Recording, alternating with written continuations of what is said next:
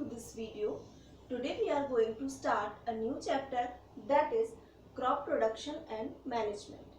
ठीक, तो इस चैप्टर में हम एग्रीकल्चर से रिलेटेड सारी चीज़ें पढ़ने वाले हैं कि क्रॉप क्या होती है, कैसे उगाया जाता है, कौन कौन से टूल्स यूज़ किए जाते हैं, तो ये सभी चीज़ें इसमें हम पढ़ने वाले हैं।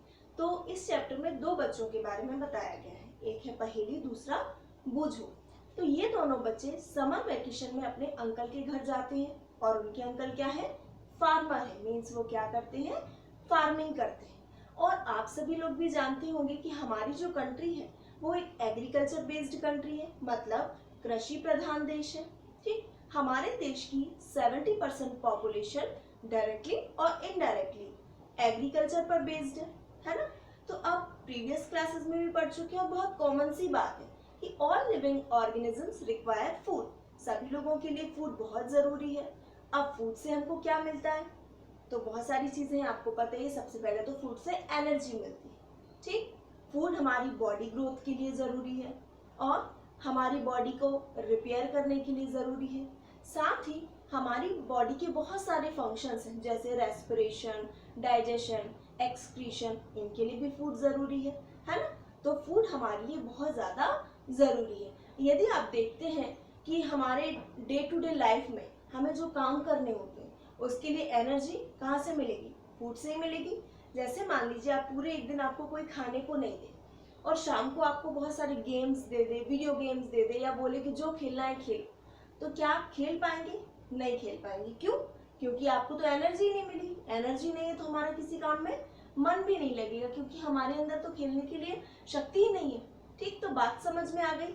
आपने फिर देखा होगा कि बॉडी ग्रोथ, फूड से हमको न्यूट्रिशन मिलते हैं जो हमारी बॉडी ग्रोथ करते हैं। मान लीजिए कोई बच्चा है या कोई भी ऐसा व्यक्ति जिसको ठीक से खाना नहीं मिलता, तो उसको प्रॉपर न्यूट्रिशन नहीं मिलता, इस वजह से उसकी बॉडी भी ग्रोथ नहीं कर पाती। साथ ही कभी कभी हम देखते हैं कि हमको चोट लग जाती है और अपने आप हमारी वो चोट 4-5 दिनों में रिकवर भी हो जाती है। कैसे हो जाती है? फूड के थ्रू, क्योंकि हमको बहुत सारे ऐसे न्यूट्रिशन मिलते हैं जो हमारी बॉडी को, हमारी चोट को रिकवर करते हैं। ठीक है, समझ में आ गई बात। साथ ही डाइजेशन हुआ, रेस्पिरेशन हुआ, एक्सक्रीशन हुआ, इसके अलावा जो अदर बॉडी फंक्शन है उनके लिए भी हमको फूड की ज़रूरत होती है। तो ये बात तो समझ में आ गई कि फूड हमारे लिए कितना ज़रूरी है। अब बात आती है कि फूड के सोर्स क्या है, फूड हमको कहाँ से मिलता है। आपसे पूछा जाए तो आप क्या बोलेंगे?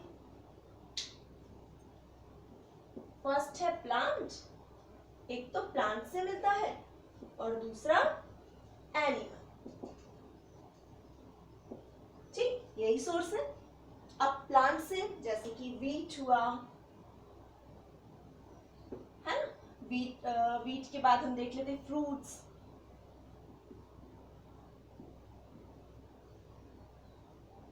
वेजिटेबल्स,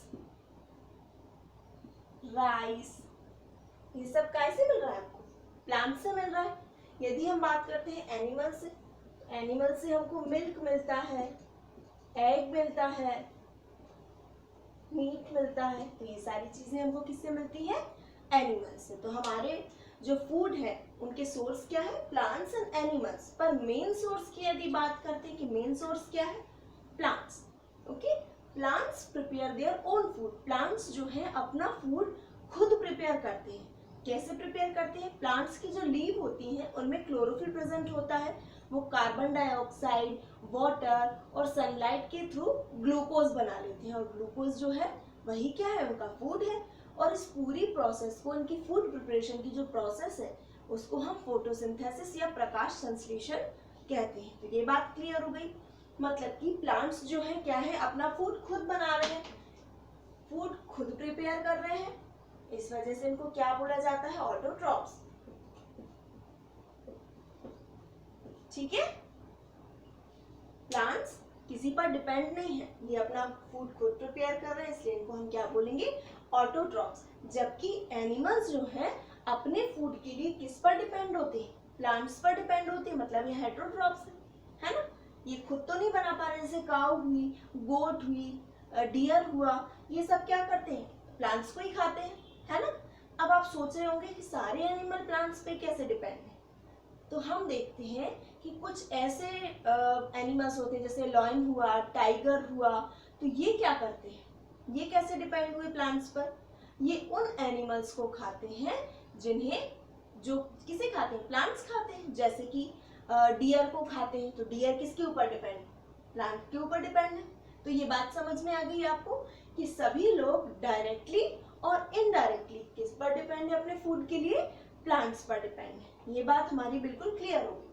अब हम बात करते हैं पुराने समय की। एंशियंट टाइम जो था, प्राचीन समय जो था, उसमें अर्ली मैन जो थे, मतलब उनको हम वॉन्डरर्स भी कहते हैं, नोमैडिक जो थे, वो क्या करते थे, जगह जगह घूमते थे। क्यों घूमते थे जगह जगह, अपने फूड के लिए और शेल्टर के लिए, मतलब रहने के लिए और खाने के लिए। एक जगह तो उनको सारी चीजें नहीं मिल पाती थी, तो उनको जगह जगह घूमना पड़ता था। ठीक, तो पहले ये क्या करते थे, रॉ वेजिटेबल्स और फ्रूट्स खाते थे, मतलब कच्चे फल और सब्जियां खाते थे। फिर धीरे धीरे इन्होंने जानवरों का शिकार करना शुरू कर दिया। उसके बाद धीरे धीरे ये फसलें, अलग अलग तरह की फसलें उगाने लगी। तभी से एग्रीकल्चर की शुरुआत हुई, या एग्रीकल्चर जो था उसका जन्म हुआ। तो चलिए इसको देख लेते हैं।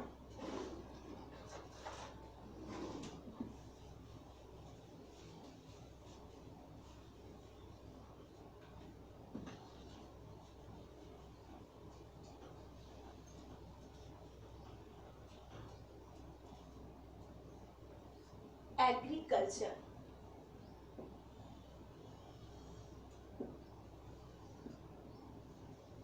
एग्रीकल्चर लेटिन वर्ड है जो एगर और कल्चर से मिलकर बना है। एगर का मतलब होता है फील्ड एंड कल्चर का मतलब होता है कल्टीवेशन।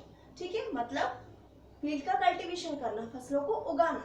ठीक, तो ये क्या होगी, इसकी डेफिनेशन पूछी जाए तो क्या होती है, the process of growing crops on a large scale is known as agriculture. एक बहुत बड़े स्केल पर, बड़े पैमाने पर फसलों को उगाना, ये जो प्रोसेस है इसको ही हम क्या कहते हैं, एग्रीकल्चर कहते हैं। तो ये बात समझ में आ गई। अब यदि आपसे पूछे कि फील्ड क्या होती है ना, तो फील्ड कौन सी लैंड होती है जिस पर फसलें उगाई जाती है, खेती की जाती है, तो उसको हम क्या कहते हैं, फील्ड कहते हैं। अब बात आती है किसकी, क्रॉप्स की। क्रॉप किसे कहते हैं या फसल किसे कहते हैं।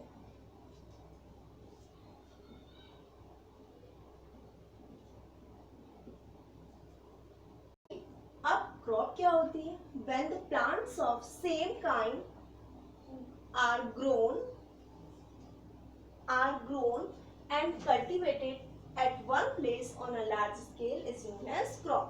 मतलब कि एक ही तरह के प्लांट्स को एक ही जगह पर बहुत बड़े स्केल पर, बड़ी मात्रा में उगाना ही क्या कहलाता है, क्रॉप कहलाता है। मतलब हम क्या करते हैं, एक ही जगह पर बहुत सारे प्लांट्स उगा देते हैं और वो सारे एक ही से होगी, है ना। जैसे आपसे कोई बोलता है वीट ऑफ क्रॉप, तो जो जितनी लैंड होगी उसमें सारे प्लांट्स काय के होंगे, सिर्फ वीट के होंगे, है ना।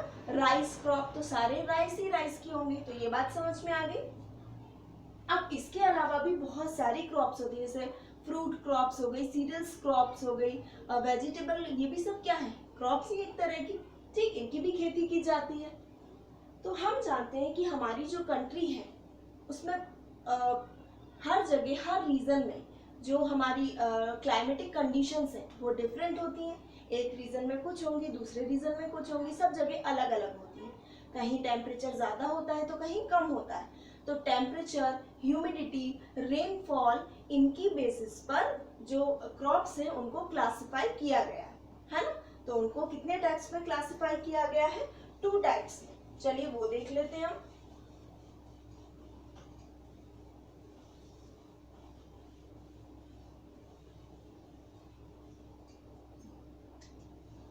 फर्स्ट है खरीफ क्रॉप एंड सेकंड है रबी क्रॉप।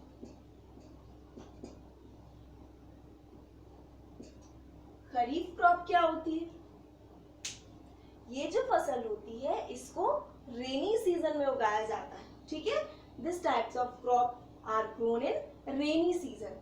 इसको पानी की ज्यादा जरूरत होती है, बारिश की ज्यादा जरूरत होती है, इसलिए कौन से सीजन में उगाई जाती है, रेनी।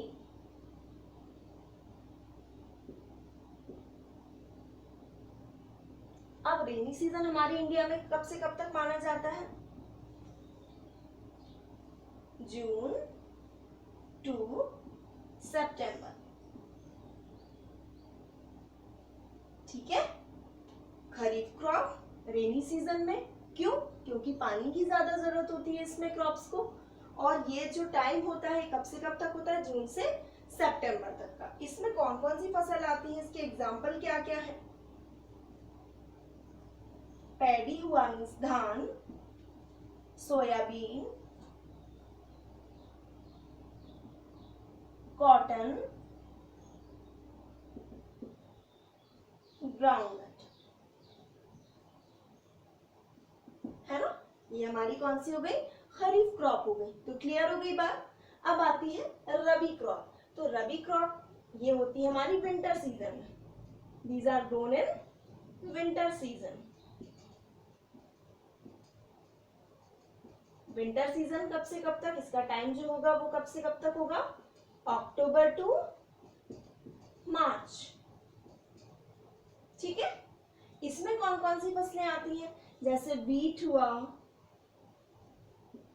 वीट के बाद क्या?